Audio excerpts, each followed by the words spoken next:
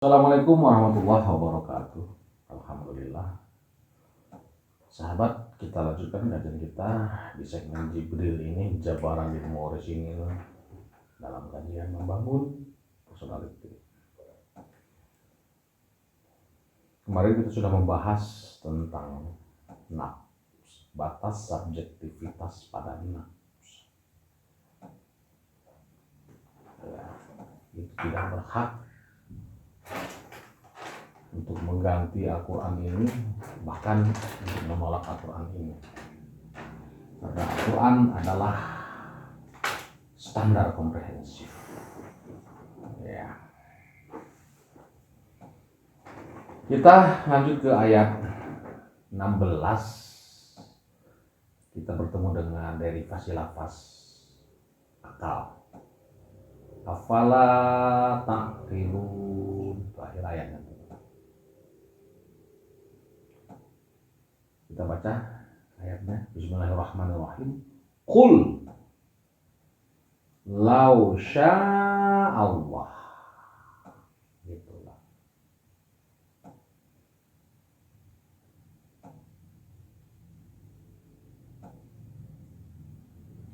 Sya'a ini artinya suka. Para mufasir lebih banyak menerjemahkan dengan kehendak. Ya.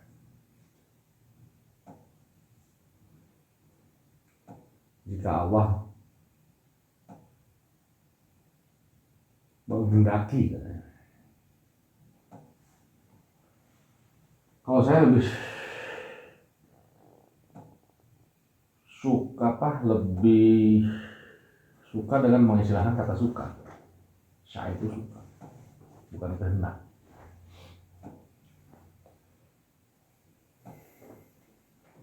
Kenapa suka? Karena pada kata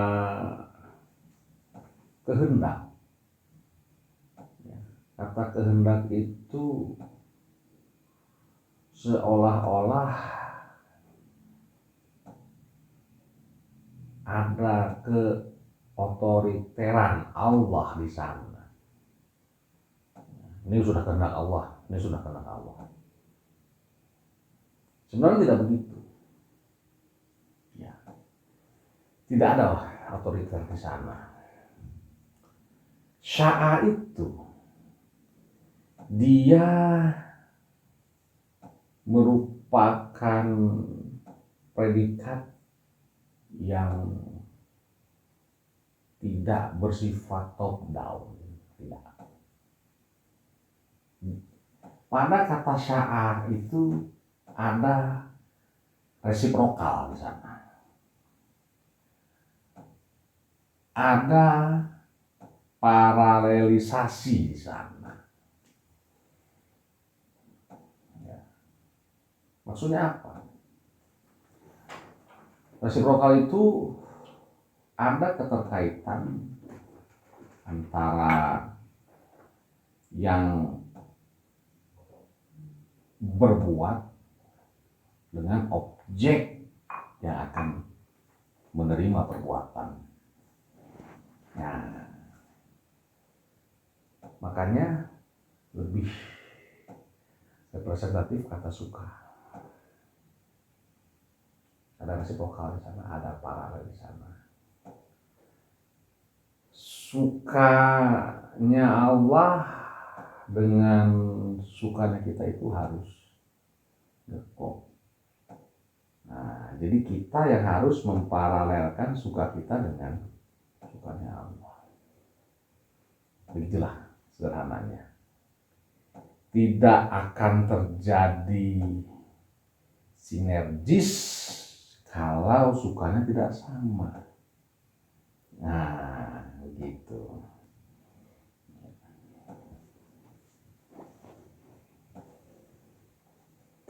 Jadi kaitannya dengan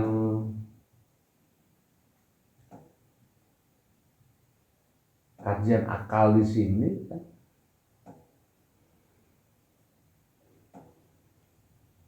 ma talau tuhu alaikum.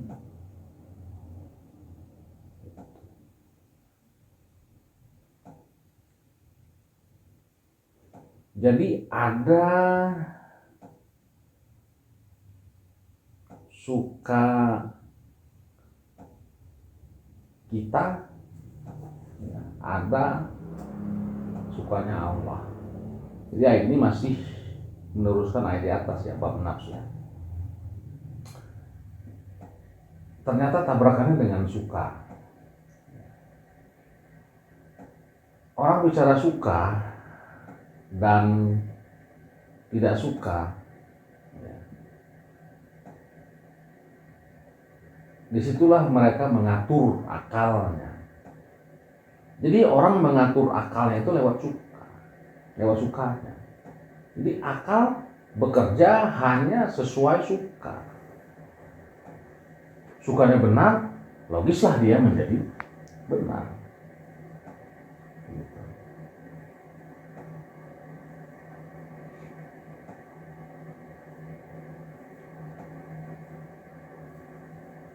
Maka dari sini dikatakan, sesungguhnya aku telah tinggal bersamamu sejak lama sebelumnya. Maka afalah ta'qil. Rasulullah itu ada di antara kalangan orang-orang di Mekah saat itu. Dan Rasulullah itu dianggap tidak istimewa oleh mereka, bahkan mereka sendiri mendustai kerasulannya Rasul. Padahal sang Rasul ini dia pemegang wahyu, dia menjadi penanggung jawab wahyu saat itu.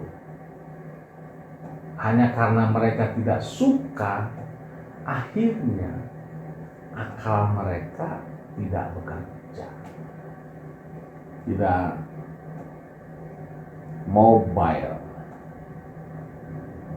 atas apa yang dibawa oleh Rasul. Sukanya salah ya pasti salah, sukanya pada kebenaran maka logislah dia menjadi benar. Nah, suka dia pada sesuatu menjadikan ilmu buatnya. Tidak suka pada sesuatu, ya tak berilmu dibuatnya. Buat kita sekarang harusnya suka kita hanya suka risalah, suka terhadap Quran ini. Maka jagalah suka itu jangan sampai berubah. Ketika kita menyukai sesuatu, pasti otak kita selalu fokus ke sana. Suka kita itu merupakan impuls bagi bekerjanya akal kita. Maka jaga suka itu. Nah, kalau masalah duniawi, jangan pakai suka. Masalah dunia itu pakai perlu saja, perlu. Kita perlu uang, kita perlu rumah, kita perlu makan, dan kita perlu semua yang berkaitan dengan dunia itu hanya keperluan saja, bukan kesukaan. Nah, karena akal kan memang dia selalu bekerja kan. Kita kaji, semua derivasi lafaz akal itu bentuknya fi'il, verb atau verba, bentuknya kata kerja, tidak ada yang berbentuk kata benda. Dia terus bekerja saja. Nah, suka kita itulah yang memotivasi dia bekerja. Quran itu asyifa, sama dengan penyembuh pada kita. Maka tunjukkanlah kesembuhan kita itu. Ya, tunjukkanlah kesembuhan kita setelah kita ngaji. Ini kok banyak orang yang makin ngaji malah makin gila, malah makin sakit gitu. Berarti salah obat ini. Nah, banyak orang yang ngaji tapi malah makin sakit. Ya salah obat. Karena kitab yang kajinya buat kita lakukan. Kita buatan manusia yang penuh dengan kepentingan. Jadi akal itu kalau pada komputer itu prosesornya, dia akan memproses apa saja sesuai dengan suka si user, ya sesuai dengan suka user. Gitu. Meskipun virus itu tetap diprosesnya, walaupun menghancurkan dia sendiri akhirnya. Nah, kita orang yang suka ngaji ini harusnya suka kita itu berdasarkan suka Allah, bukan suka kita. Bukan suka kita. Karena kalau suka kita bisa berubah. Suka Allah itu suka yang islah, sinkron, ya, sinkron antara akal, kolbu, nafsu itu harus sinkron. Sedangkan suka insan itu biasanya tidak bersifat islah. Nah, kalau Allah suka, bisa dibuatnya kita tidak begini, ya, tapi kita begini. Ya, kita tidak begini, tapi begini. Berarti Allah suka itu. Jadi terus kita rasakan enak. Kalau kita sinkron dengan suka Allah itu enak.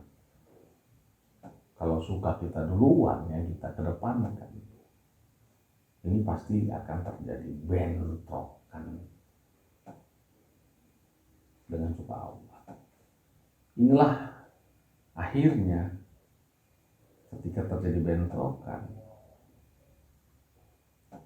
disitulah kita mengalami yang namanya sakit. Jadi sakit itu apa? Sakit itu ketika diri kita tidak sinergis, ketika suka kita bentrok dengan sukanya Allah. Demikian. Assalamualaikum warahmatullahi wabarakatuh.